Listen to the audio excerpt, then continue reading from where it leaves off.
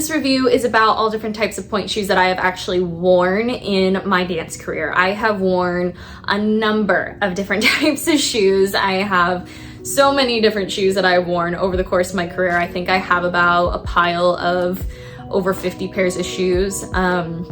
Now I still have, I continually am trying different shoes, looking for things that are, different options. And I like to get to know shoes as well, because the more shoes that I've tried, the more I've experienced, the more I can really kind of recognize what looks good on different foot shapes, especially as I teach and all those kinds of things. As I move further into teaching, sometimes the shoes are the problem, but then the other times main 9 times out of 10, it's actually, the strength and the metatarsals and all those different types of things. But occasionally it will actually be the shoe that is the problem. First shoes that we're gonna discuss are the Grishko, or actually otherwise known now in modern day is the Nikolay shoes. So back in the day when I went on Pointe in 2012, early on in 2012, I was wearing Grishkos. Nikolay was a brand. Recently they had, I believe it was a split, but now they are known as Nikolay. So that is how I will be referring to them. The Nikolay 2007s are very popular shoes. They are extremely hard, and they have a very, very narrow, kind of tapered look to them. They personally, for me, made my my feet look very long. I wear about a size 9 anyway in my shoes, and so it was very long looking on my feet. They kind of, I will see if I can insert some clips of me actually dancing on Pointe in those shoes, but those shoes just made my feet look really, really long. What ended up happening is I actually, during Nutcracker season in 2019, I actually went back to the shoes that I first had 2007s, and I actually wore 2007s for quite a while. What I basically did was I cut about half the shank out of the shoe so that I could get over my box in a better kind of area. I will talk in a later video about customizing my pointe shoes and what I do to different pointe shoes and what I have done to different pointe shoes, just to kind of give you guys some ideas, more so for the experienced dancers, on how to customize your pointe shoes and things like that. But specifically for Grishkos, or for Nikolays, they're very, very hard shoes. They have a very narrow tapered box. And so the tip is actually very, very small. It's not very wide. It feels it looks a little scary to me sometimes when I see girls in Nikolays that have exceptionally long, wide feet, which I particularly have.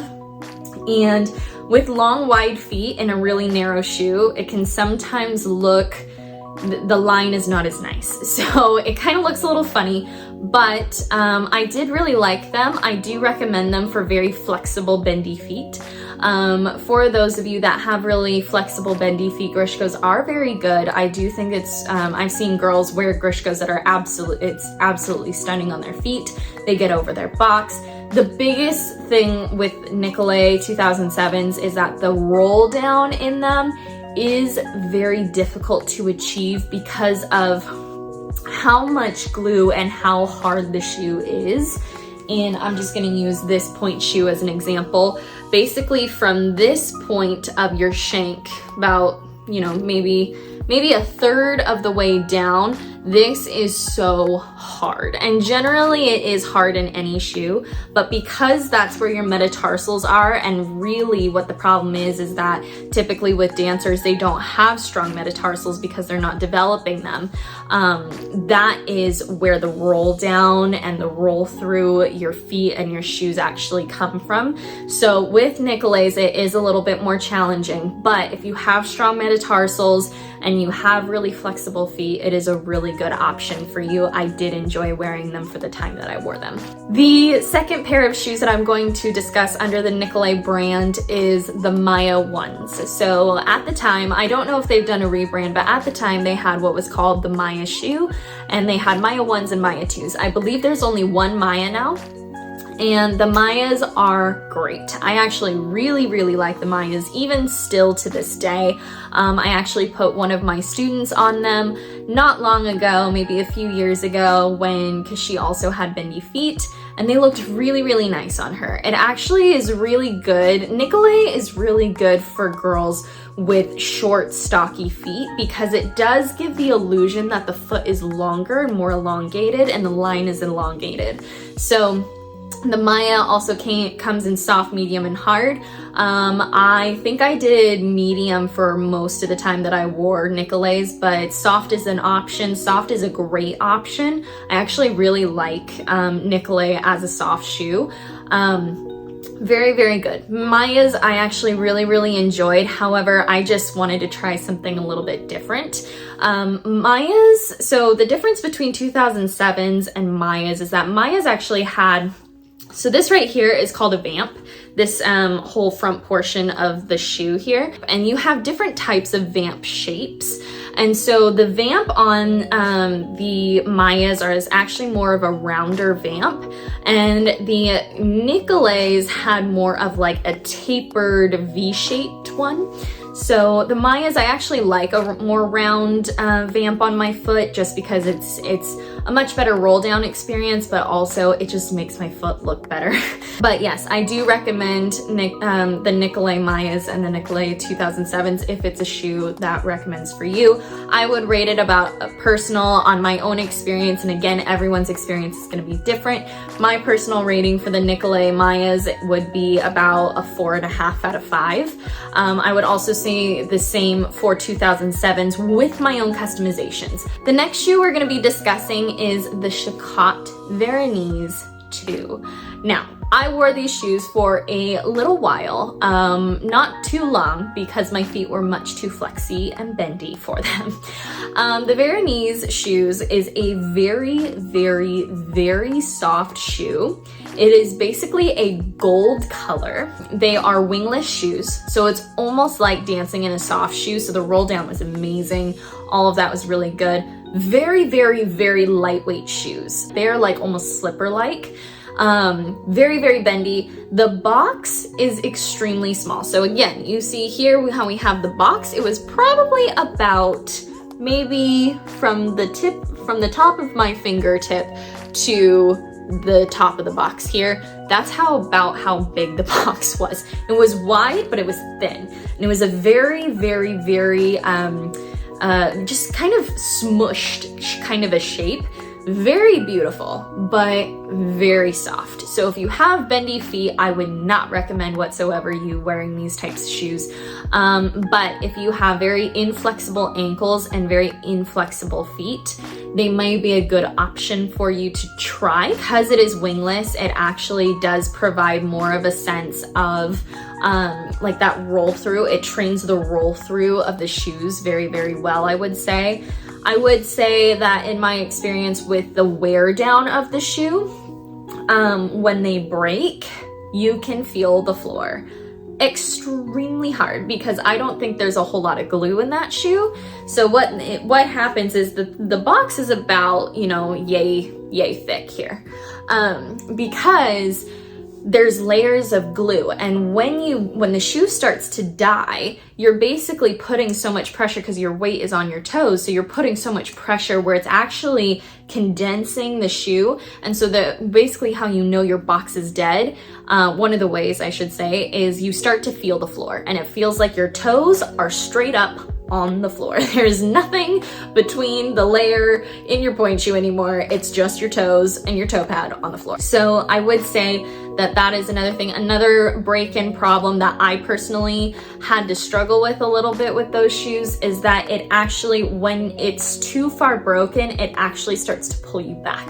So it gives you this flexed ankle position, which is not what you want to have. I'll actually insert 2 pictures that show a really good representation of what a flexed ankle looks like compared to what it's supposed to look like. I would not recommend them for experienced dancers. They really are a shoe that I don't really recommend to people.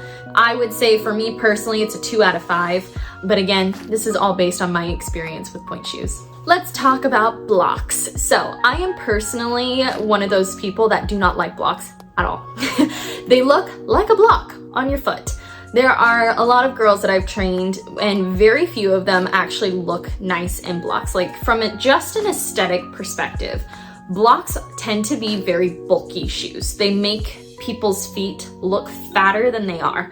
And that's not because the dancer's foot is fat. It's literally just because the shape of the shoe, the shape of the box, and the way it wears makes it look super ultra wide. There is one shoe though, however, that I actually tried when I was dancing, and it actually did not make my foot look like a box. I did try a shoe called the Hannahs, the Bloch Hannahs, and what I do like about blocks is that they have kind of this satin the satin kind of has a bit of give to it. So as you can see, this shoe actually has some give because the satin is cut on a bias. So it what happens when fabric is cut on a bias is it actually is able to have a little bit of stretch. Satin tends to only have a two-way stretch, not a four-way. It has to do with how the threads are threaded together. Blocks have a really nice stretch to them, so they are quite comfortable, I would say. However, I tried the Bloch Hannahs when I was more experienced on Pointe. I was probably about 15 years old. They were great for the first 2 days that I wore them, and then they were a nightmare for the rest of the time. And I've noticed this with every single student that I have seen in blocks. They look great the first couple of days. The day of break-in looks fine. No real big issues. You can turn, you can jump, they're great shoes.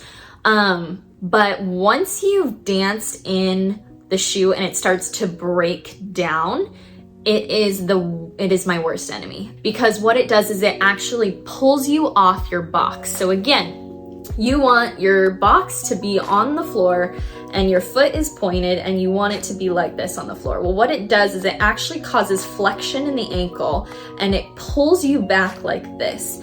And no matter how hard you point your dang foot, it does not get over. You want this front tip of the box to be on the floor, and it doesn't do that. It doesn't break that way. If you're not over the box, it is aesthetically not pleasing, and also it's actually dangerous for your ankles, for your feet to be dancing on that back edge. You always want to be dancing on the front edge because the front edge is actually where you can control it.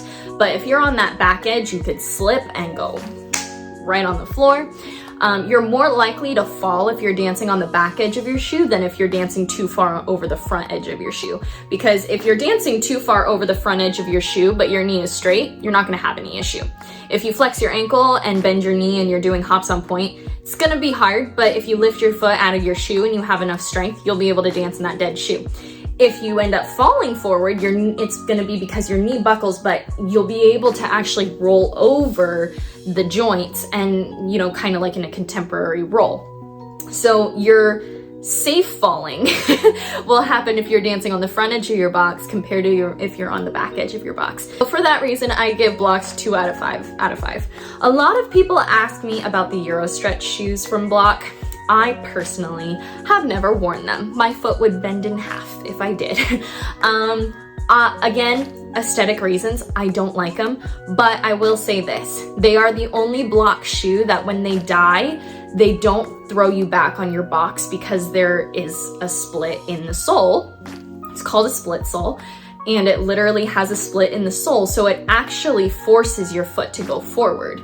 And for you to dance on that front edge of the box. So that honestly is the only shoe I will recommend to certain people to dance in. I just don't like the way that aesthetically, I just don't like the split sole. It's really ugly to me, and it's not great for developing strength in dancers' feet. If you're not able to develop those strengths, then you're not going to be able to know how to dance in anything else as a dancer. So that is going to be it for today's Pointe shoe review. I hope you guys enjoyed this video. Give it a thumbs up. If you are a dancer and you're dancing on Pointe, let me know what shoes that you are currently wearing and what kind of shoes are you interested in from this video, and if you have any controversial opinions based upon what I have already talked about as far far as point shoe experience, please share me yours, because I like to know other people's experiences, because then it gives me kind of a gauge, because I have one type of foot.